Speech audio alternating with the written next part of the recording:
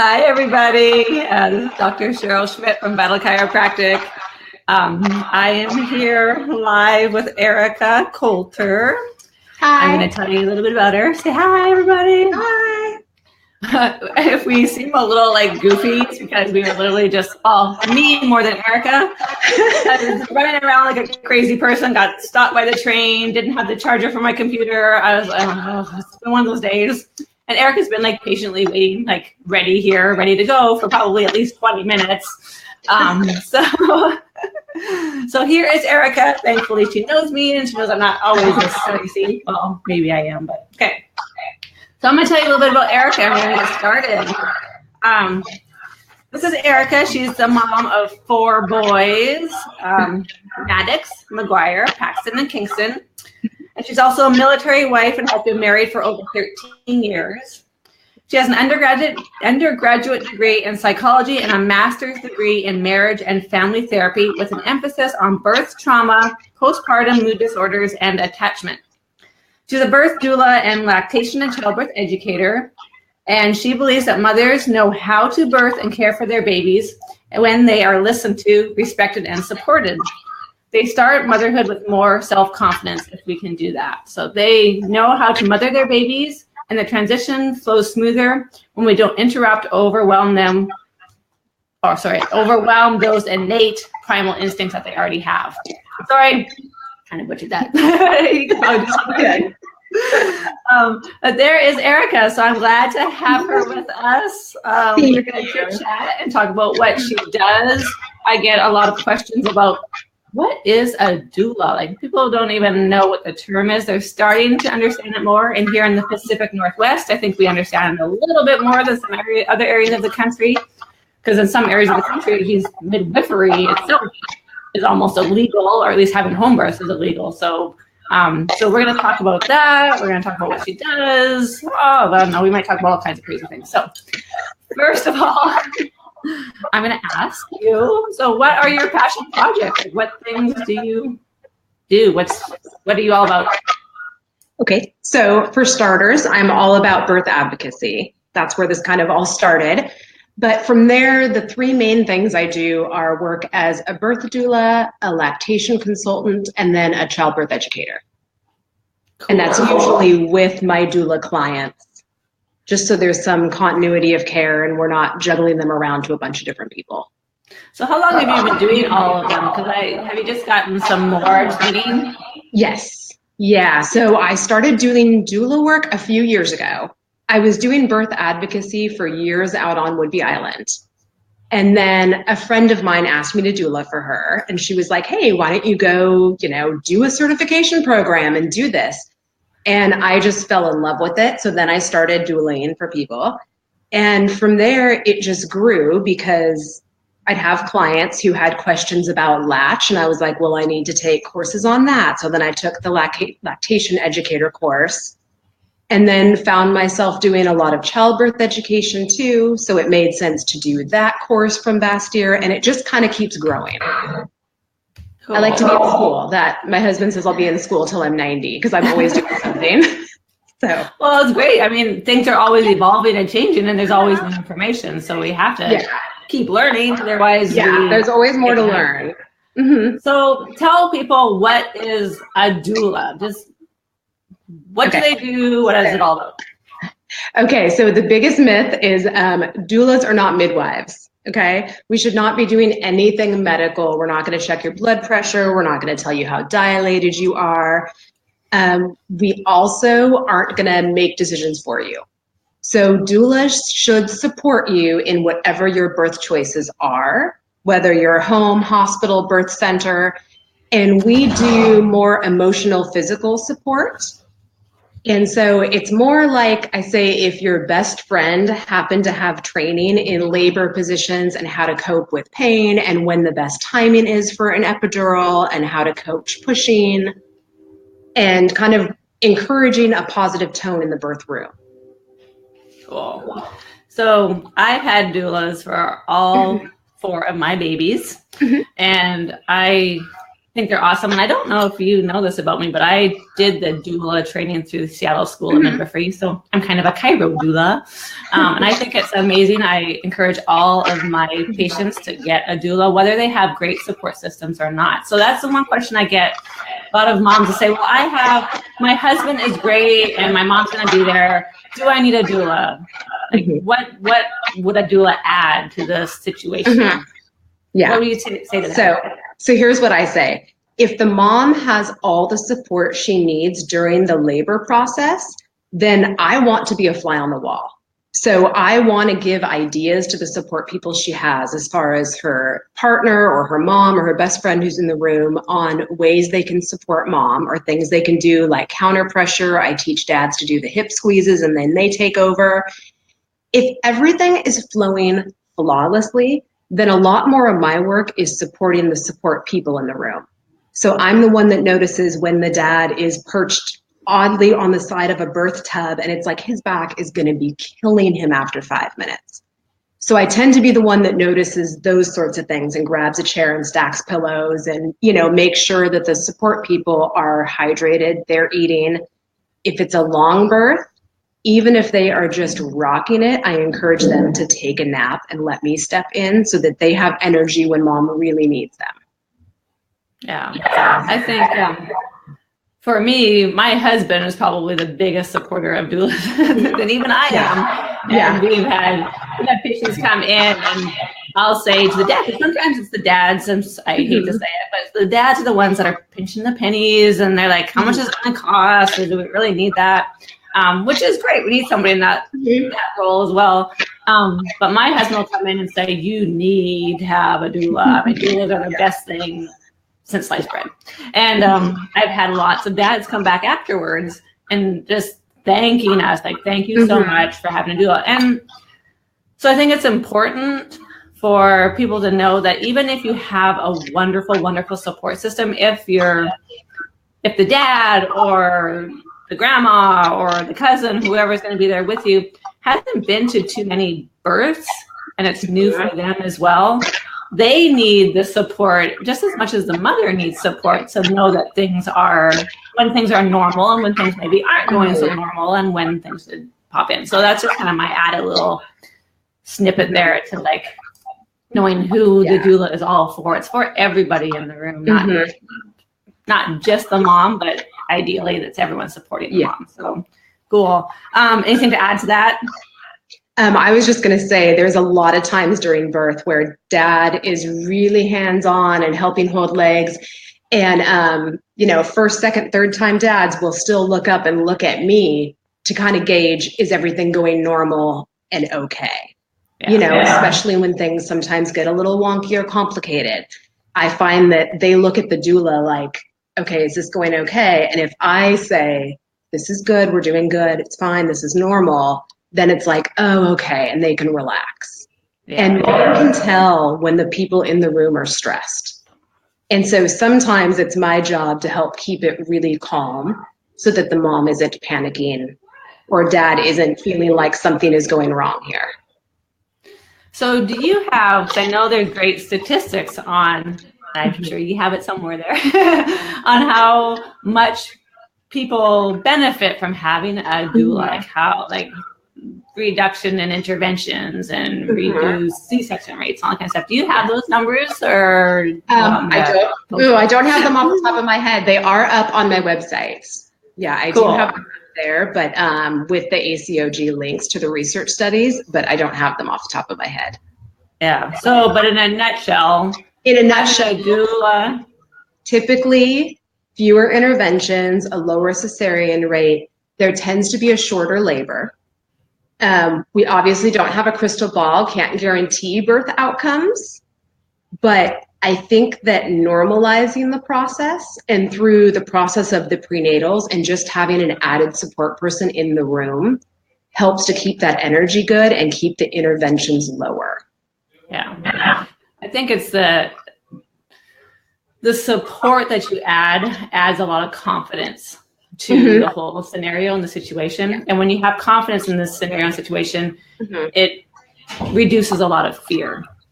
So when you have a lot less fear, you're able to progress in labor a lot more fluently.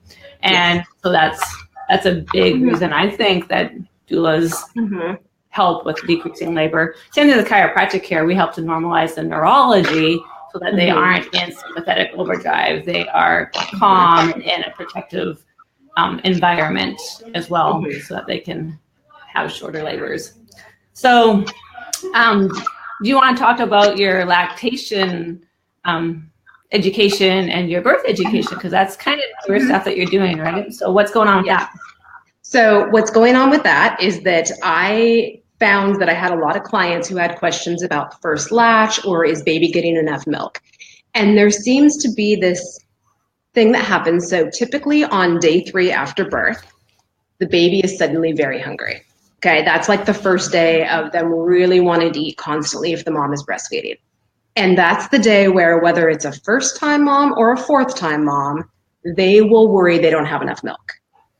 And I found that even though I could normalize that without the extra training and education behind it, it just didn't come with as much confidence. And so I ended up feeling like, well, I should go do this. So I did the 40-hour Bastyr Simpkins Center Lactation Educator training. Right now I work with just the doula clients that I have.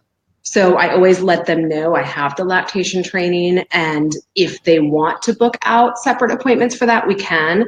Otherwise, I help out with that first latch in the hospital. We help with that skin to skin in the first hour because babies really do know how to latch on their own if you don't disturb them, which is the ideal situation when things aren't complicated. And then I always go on day 3 because that's the first day babies are very hungry and moms start to worry. And so I go on that day and help with latch and just reassure moms that the babies are doing great.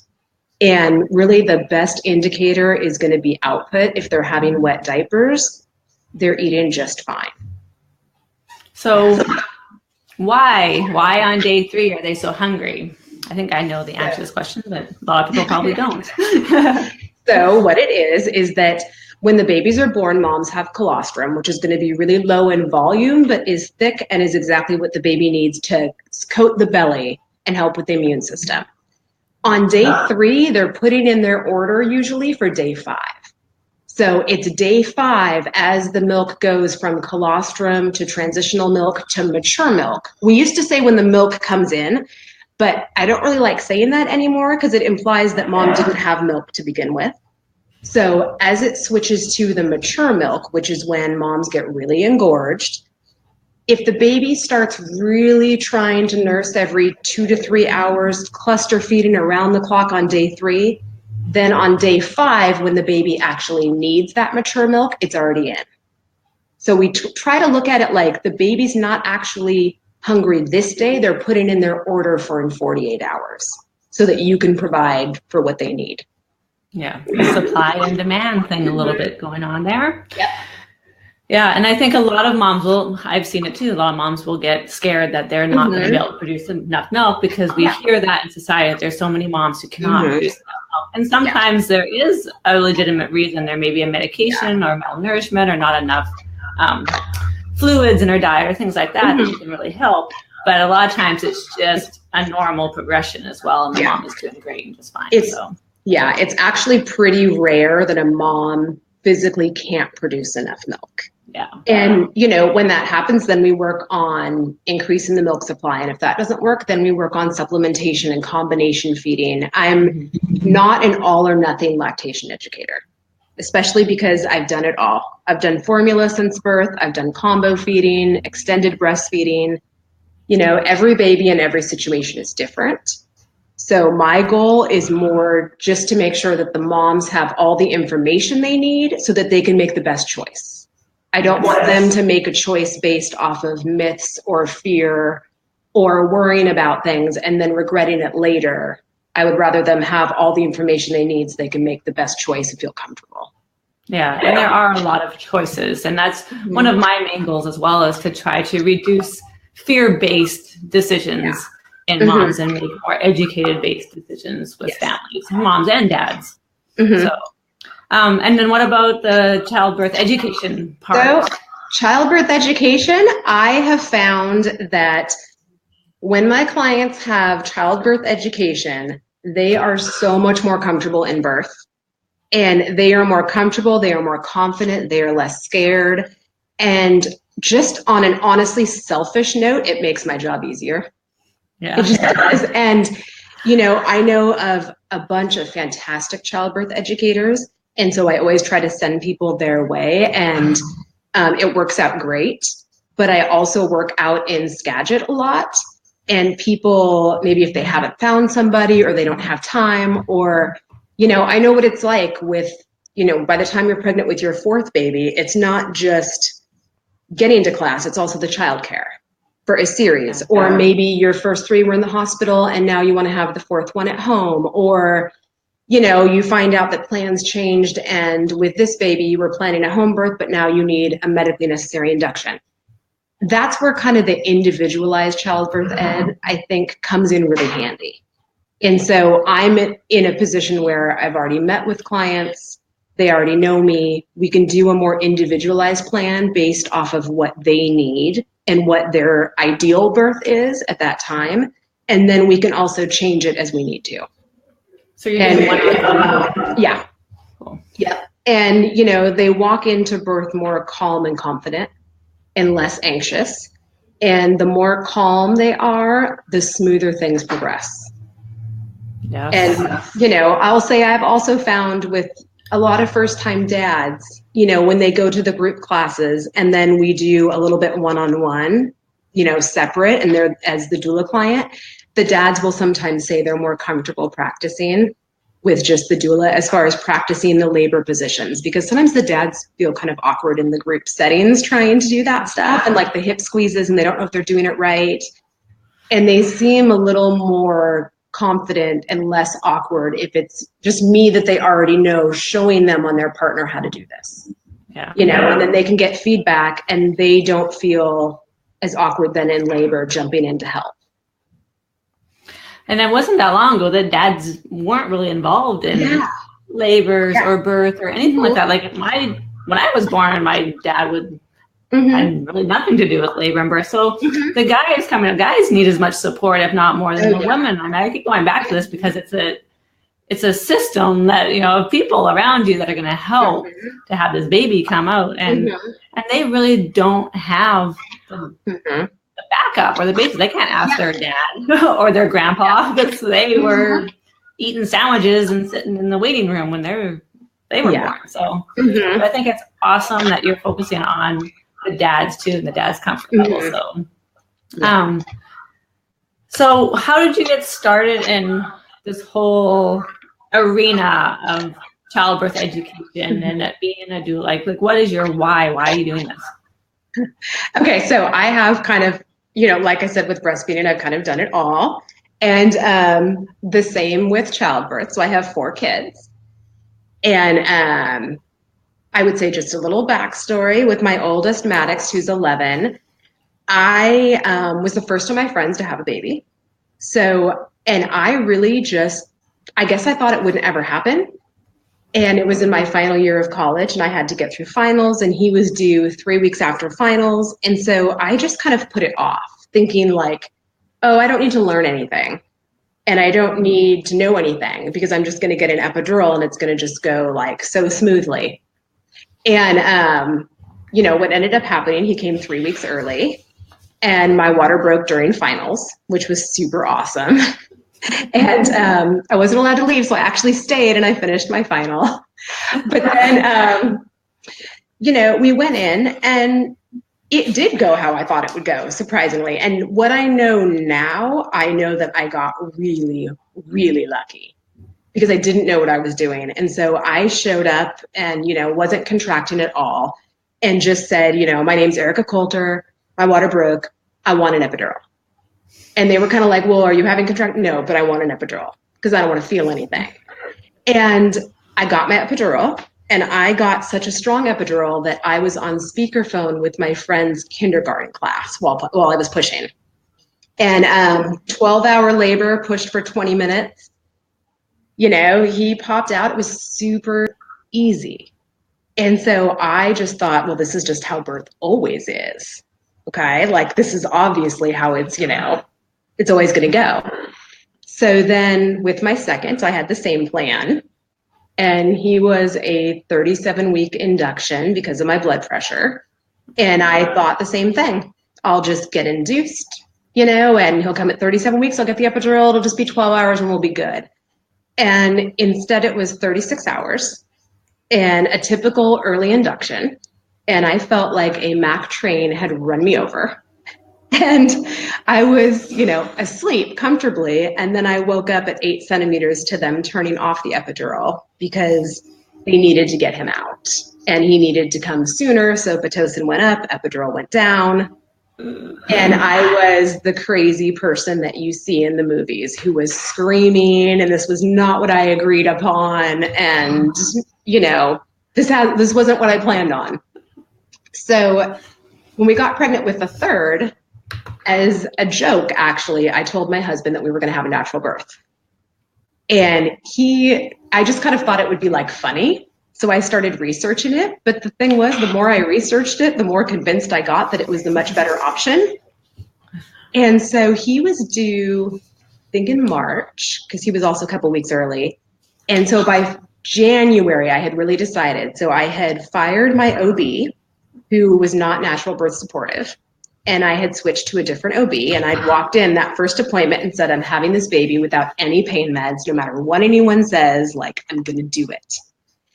And, when I went into labor, I did exactly what I tell people not to do. So I took in a stack of notebooks and I had them on the table next to the bed, and I would look up everything when a nurse came in and made a suggestion. I mean, everything. And I was instant messaging my doula who had moved to Florida to run anything by her. And I was just determined. And I was on Pitocin. So people said, oh, there's no way, it's going to be so much harder. And I think I did it on sheer stubbornness alone, that I was just like, no, I'm going to do this because I said I was going to do it and I'm not going to quit. And I had him without pain meds, and the recovery was like night and day. I bounced back so fast and felt great. And it was just so much easier. And he was the first one who, he latched right at birth, and then he breastfed for 2.5 years. And just everything was different with him. I did a lot more baby wearing, did a lot more co-sleeping with him. And it just seemed so much easier than trying to force it to work a different way. So when we had our fourth, I was like, well, we're just going to have a home birth this time and have him in the tub because that's just an awesome idea. Why not try that? And I thought that because my third had gone so easily that, and I thought, well, I did it on Pitocin. So a home water birth is going to be a piece of cake because they say that the birth tub is like the midwife's epidural. And I've had an epidural, and, I know that that's like great. So I was like, okay, this is going to be fantastic. And then I had a 3-hour labor start to finish. And I, I think I like yelled for an ambulance. It was like, this is just crazy. I locked my husband out of the bathroom at one point. He thought I was going to have the baby in there. But, really fast and furious birth. And, the same thing. I was back up and walking 2 days later. Like the midwives caught me walking back from Starbucks, which I would not suggest somebody do 2 days postpartum. It's not a good idea. But I wanted my coffee. And so I put the baby in the front rack and we walked to Starbucks, and then they pulled up and were like, what are you doing? You're supposed to be in bed. But I just felt so much better. Recovery was so much easier for me. And I had never taken any childbirth ed classes with any of them. I just did all the research on my own, and, my friend was a doula and I talked to her, and the more I got into it, the more I realized that people don't have the information. And, one way isn't right for everybody. That's not to say that like a home birth is like the best idea for everyone or anything like that, or that, everyone needs to have a natural birth. It's not the best for everyone. But most people don't know what options they have. And so that's kind of how I got into this, was more on the advocacy end of things and just making sure people knew that they had all these options to choose from and that they didn't have to be really scared. Like, we're kind of brought up in this culture where it's like birth. They say, like, okay, what's your scale of pain from 1 to 10, 10 being childbirth? Like, what that sets people up thinking that it's like going to be the absolute worst pain of their entire life. And they're comparing it to like breaking a leg or, you know, and of course they're going into it scared. And so they're not looking at some of these other options. And I just thought maybe we could change stuff and, you know, help people out one family at a time. And maybe they start looking at other options and it's more peaceful and less scary. Yeah, the fear is, it's sad there's so much fear based on it, because fear equates to increased pain as well. I mean, there are some cultures where women give birth and they don't associate birth at all with pain, and they report that they really don't feel any pain when they're having babies. And we can't wrap our head around that in this culture, in this Western medicine. And it's hard once that's been ingrained to let it go. I mean, there's always going to be a little bit in our subconscious, a little bit there telling us it's always be. But it's coming a long way. And I totally agree with that there's so much fear right now. If we can just dissipate a good portion of that, it's going to help so many women. So I think it's awesome what you're doing. And it's great that you've had all these different, you know, births of yourselves, of your own, so that you have experience in all these different things and how you felt, and not that they'll feel exactly the same way, but you know, you have that experience. So, but it does, you know, it does help when I'm with a client who's looking at a really long medically necessary induction or whatever it is, you know, to have gone through that and know how frustrating it is and what, you know, just even small things you can do to make it easier for them. I think sometimes it helps when you've been through it yourself, because it helps them know you're on their side. Yeah, you get it. And if any of you guys watching have any questions, if you type it in, I should be able to see them, and we can ask Erica along the way, or myself, we can answer them. So if you do have any questions, feel free to let us know as we're chatting. So what else do you think, like, what are your top 3 things, say, that people, like, you feel need to know, like you really want to give people? Okay. Well, I don't want to get on like a huge soapbox here. I think the number one, I mean, like maybe a little mini one. Okay, so number 1 would be that, like, childbirth is normal. It's not a disease. It's not something wrong with you. It's not something that usually needs to be medically managed. Okay, there are always those few high-risk situations, but most of the time, most births are low risk for mom and baby. And your body is built to do this. And usually speaking, the less we intervene with those low-risk births, the smoother they go. It seems like a lot of the issues we see are when we intervene too much. We're a little too proactive. We jumpstart things a little early. You know, like they saw with inductions, where before they were inducing moms at, 38 weeks electively. Well, it leads to a whole cascade of issues, and the cesarean rates go up, and it's unnecessary surgery, and so now they're pushing this not inducing till at least 39 weeks, especially if it's elective. Most hospitals are saying not till after 40.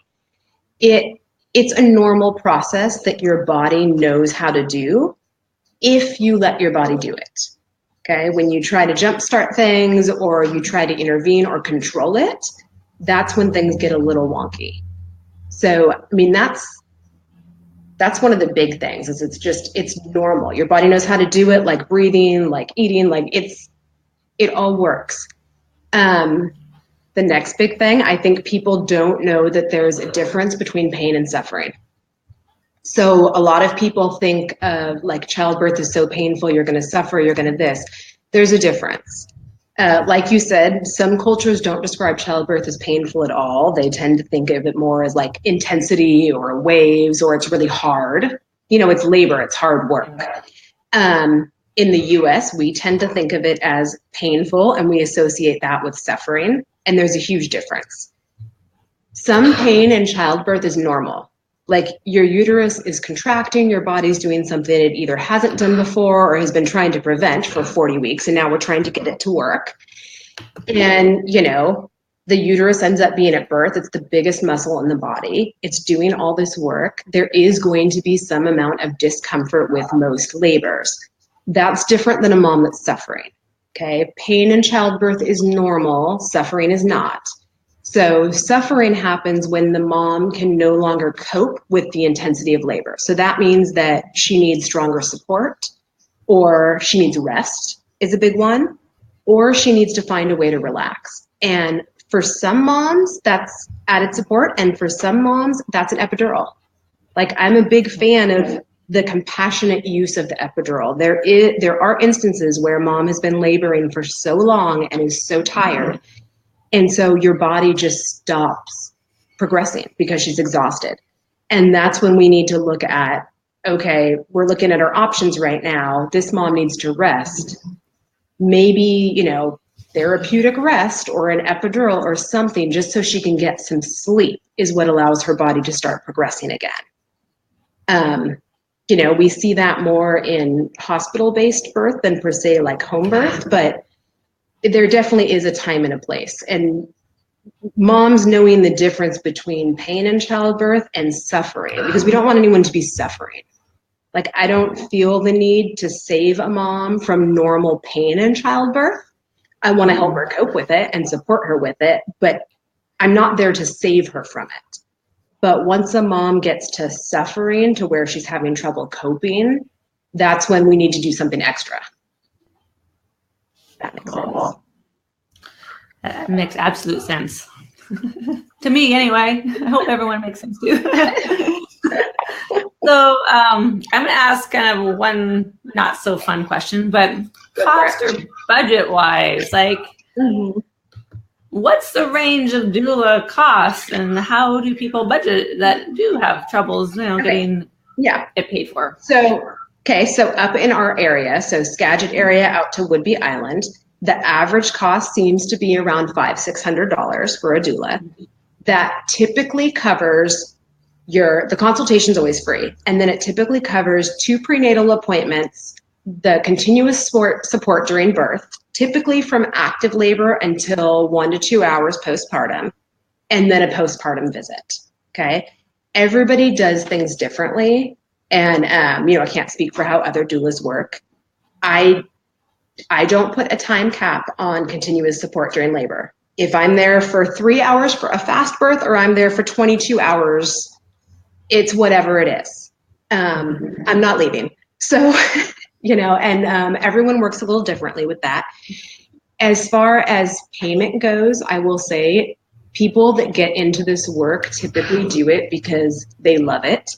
And so although it is a business and we are charging and we do need to cover our expenses, most people are more than happy to figure out payment plans.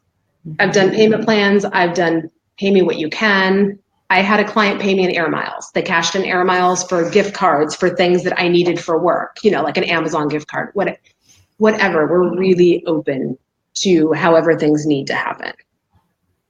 Yeah. So, I know I've talked to you about this before, and the actual cost savings I think that people get by having a doula, for having less interventions and you know, shorter labors and better postpartum recovery and all that stuff, you're probably saving people twice as much as what you're paying, at least, if not more, especially when you include the education on breastfeeding.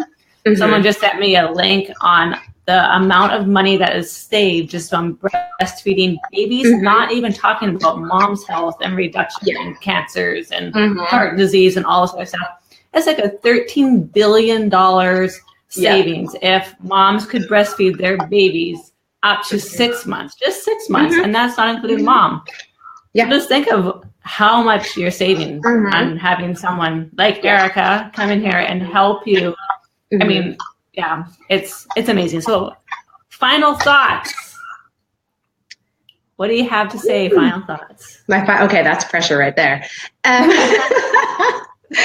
My final thoughts. Oh goodness, now I'm blanking. I mean, I will say I got into this just because if I was going to have a massive bucket list goal, it would be to change birth culture. Like, I would love to see birth culture in the US change to one that's more positive, less fear-based, more evidence-based medicine, more evidence-based decision-making, a lot more collaboration between out-of-hospital providers and in-hospital providers. Like, I would love to see these massive, huge changes. But on a day-to-day level, you got to kind of tackle that smaller. So try to work with individuals, families, support. Like, we've worked with Improving Birth organization. They do a rally every year on Labor Day. Work with Island Birth Association out on Whidbey Island. And just try to get more information out there so that families can make the best decisions for them, and so that they know that they have support and that they have someone to listen to them and respect them during birth, and to just normalize the process. Because I think that we start this one family at a time. I don't think we can take on the entire US culture. We have to help one family at a time. And then as those people share their birth stories, you're going to have fewer and fewer of those, like, you know, horror birth stories where someone's talking about how hard and horrible it was, and more people are talking about how just amazing or empowering their birth was, or how great it was, or how supported they feel. And the more that happens, I think it's going to create, like, it's going to cascade and get the information out there to where people are making different choices, which will put the pressure on the system to change. Yeah, and I want the system to change. Change one person at a time, right? Yeah. I know that I've even had moms who are almost afraid to tell their positive birth stories because they feel that they don't want to feel braggy, or let other moms feel bad that maybe didn't have the birth that they wanted to have. But I think it's important to hear those stories as well. And I encourage moms to share those stories. And we can learn from every birth, and we can have joy in every birth, no matter how it happened or how the baby arrived. You know, there is something to be said for every mom's birth. So I encourage moms to speak out too and tell their stories. So I thank you for coming. Thank you. I want to show everybody, you can reach Erica at ericacoulter.com. If you have any questions for us, you can put a message after this is over. We'd be happy to get in touch with you. Erica does free consultations. If you're looking for chiropractic care, I also do free consultations. And I work a lot with these ladies, doulas and lactation consultants and midwives. And I think I'm trying to collaborate as much as I can to help moms have a beautiful preconception, pregnancy, a birth, and get started off on the right foot. Because if we can do that, it can change the trajectory of health on babies and children and moms and the future. So that's kind of the big goal I think we all have in common. So I thank you for coming.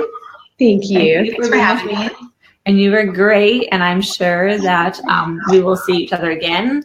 And Erica and I both run. She runs further than I do at this point.